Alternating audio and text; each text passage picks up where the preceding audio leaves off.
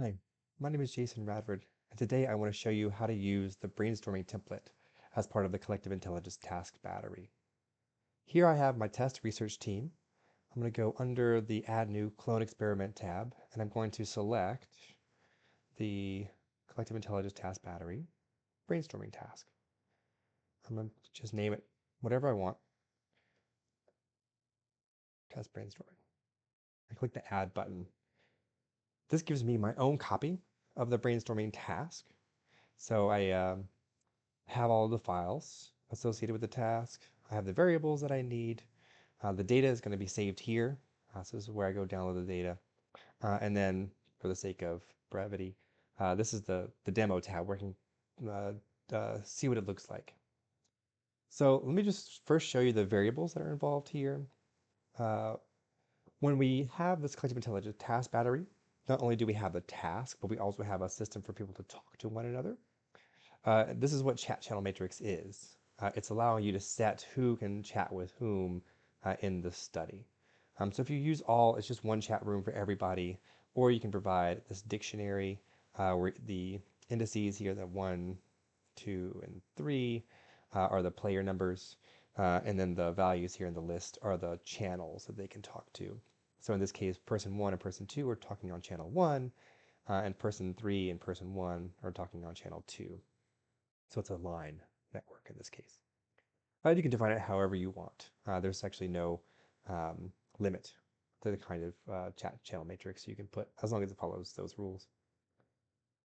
There are 3 countdowns here. So as you may know, the Collective Intelligence Task Battery sets everything up in a specific a sequence of time. So the first step are the instructions, and then there's the actual study, experiment task, and then there are the results.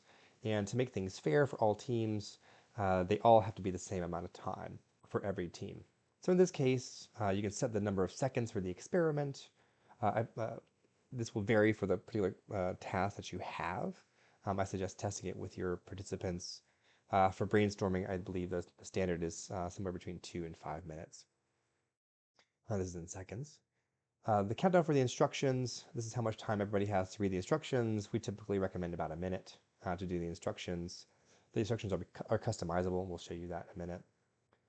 And then for the results, we recommend about 10 seconds for the results, but again, you can change it as you would like. The minimum number of participants is, as it says, the number of people who have to be in there to participate for the game to work. If the number of participants drops below this number, then the study will end automatically. So what you want to have here is just a basement. In this case, I set it at 1, but if you have a requirement that at least 3 people will be in the team, you can create it so that the study ends when you lose people. You don't waste people's time.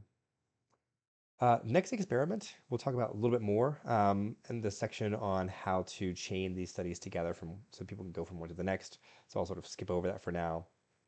The last thing is the prompt. So in this particular instance of brainstorming, you can type the prompt here. Whatever you put in here is what the prompt is going to be. In this case, we have uses of a paperclip.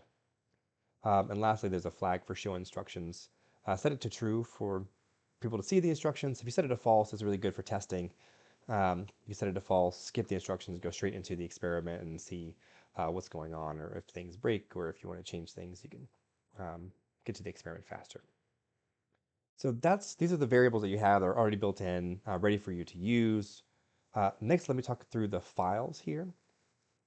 As you'll see, there's one HTML file, which is the interface, the many different pages that you see in brainstorming. And then we have the standard set of JavaScript files. We have the brainstorming.js, which is the sort of core engine for brainstorming tasks specifically. And we still have the template structure.js, which is the generic structure for all of the tasks in the task battery. And then we have data collection.js for saving the data, instructions.js, instructions text.js, which is where you can go in and change what the instructions say. Network chat just runs the network chat. You usually don't have to touch that. Same thing with countdown, don't touch that. Text colors, you don't need to touch that. This is an example. If you wanted to hard code a list of words, check for. So right now there's no way of checking whether a particular use of a paperclip is a valid use of a paperclip.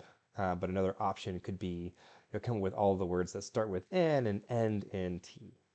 And you can use this as a way of creating a word list of N to T words and having that check against that list. Then, of course, your standard CSS documents here, and then your word list here. Again, another sort of set of another way for you to check the words. And then the images here are just for the instructions. So you, as you want to change the instructions or show people the screen, and I'll show you that in a second, you can just update these images, add new images as you like.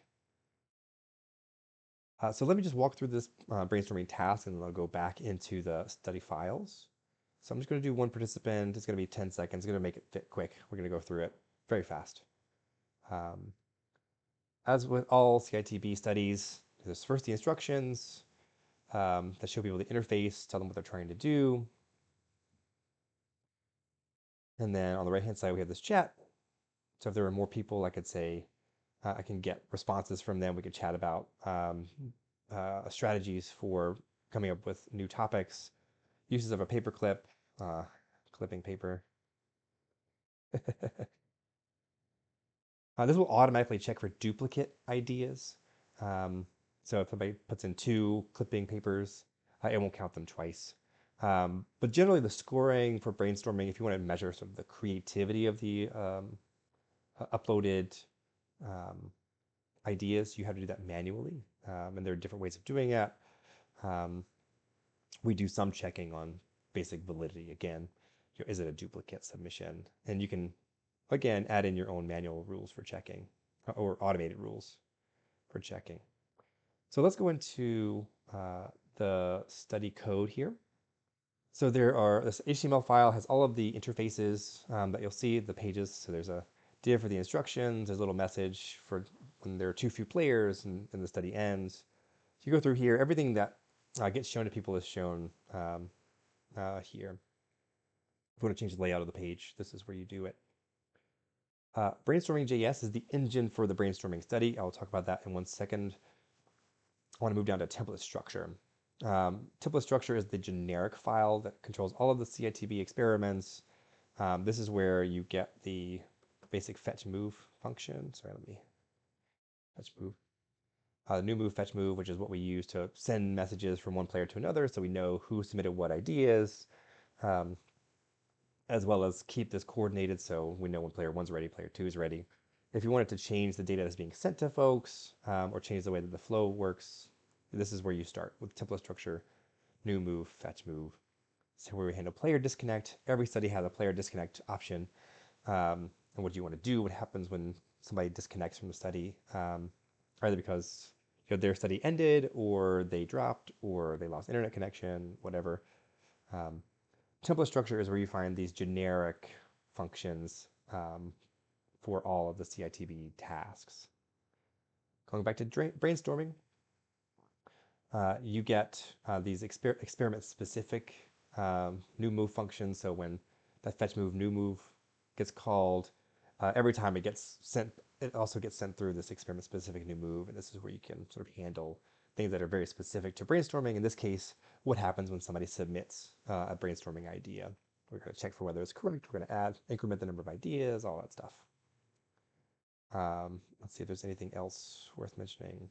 Yeah, this is a pretty straightforward, pretty simple part of the code. I'll also go through data collection here. So this is where you want to keep track of, or this is where we keep track of how many attempts there were, how many ideas were they submitted, how many were correct or incorrect, depending on how you define those, or duplicate. And then we, at the end of the study, we save the individual skill and their, let's see, what are the, here you go. So for each participant, we let you know what kind of record type it is. So it's the individual player 1's, the study ID if you have it, the amount of effort they put in, the amount of skill that they have, the number of incorrect, and then we have team data. So the team effort, team skill, team correct and incorrect. Strategy is a very specific CITB measure, number attempted. So this is where you get all the data that's being saved. If you want to change the data that's being saved, you want to save new data, or you want to pull that saved data back out for use in the study, this is the file that you go to. Instructions text. This is where you control what gets shown in the instructions. So there's a study, everything has a study title, a purpose, how the study is scored, and a basic how to play. And then this is where you give people the screenshots. So you set the file name. If you want to add a new image, you just add a new file name with the name of the image and then the text that gets added after that image. And that's it. You know, as long as you append a new one, it'll get added, or you can change any of these. Let's see, anything else worth mentioning? I think that's it. That's sort of the core of brainstorming. So now let me just show you, for the sake of completion, how to post this study online so people can take it.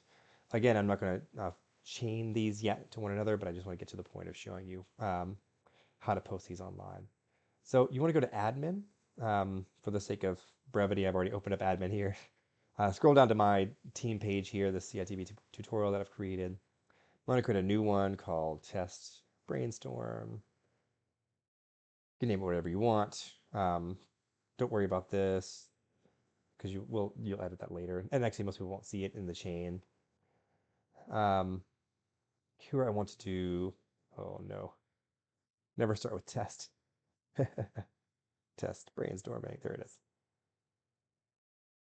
I have my experiment. And so now, when I go over to the CITB tutorial page, I haven't formatted it all, so it's not pretty. There's test brainstorming. I can click play. I will take this brainstorming task that starts at 10 seconds. I'm going to exit out of it. And now it's posted online. If this is the first task in your chain, you just want to set the waiting time to however long you want people to wait before you have enough people to start the study. We have a separate tutorial on setting up a group waiting room and making these tiles, properly formatting these tiles. Again, I'm not going to go too far into that. So that's how you create your own copy of brainstorming. Go in and tweak it and post it online. So let me show you the other tasks in separate videos. Once that happens, we'll be able to pull it together into a full demo for the full battery. Thanks.